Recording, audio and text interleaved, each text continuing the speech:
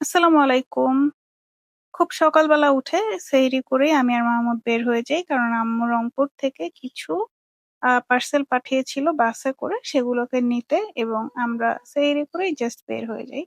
কারণ এগুলো যাবে কানাডায়। সকালবেলা ঘুম থেকে উঠে একদম চোখ মুখ কচলাতে আমি মতিঝিল যাওয়ার উদ্দেশ্যে বের হয়ে যাই।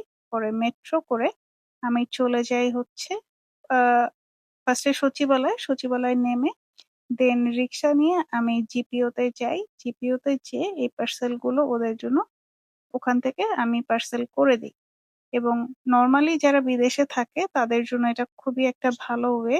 ইএমএস নামের যে সার্ভিসটা আছে, এই ইএমএস করলে দেখা যায় ১৪ দিনের মধ্যেই ১৪ থেকে ১৫ দিনের মধ্যেই আসলে পার্সেল গুলো পৌঁছায় যায় এবং যেহেতু ঈদের টাইম ছিল, প্রচন্ড ভিড় ছিল এবং জিপিওর এক্সপেরিয়েন্স আমার কোনদিনই ভালো না।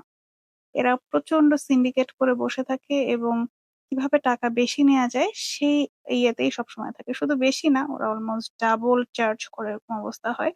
তো এবারও এক্সপেরিয়েন্স খুবই খারাপ ছিল। কিন্তু আলহামদুলিল্লাহ আমি পার্সেল গুলো দিতে পেরেছিলাম এবং অনেক ভিড় ছিল যেহেতু অলমোস্ট হচ্ছে ৫-৬ রোজা হয়ে গেছে। তো যারা বিদেশে জিনিস পাঠাতে চান তারা ইএমএস এর মাধ্যমে পাঠাতে পারেন। এটা অনেক কস্ট ফ্রেন্ডলি।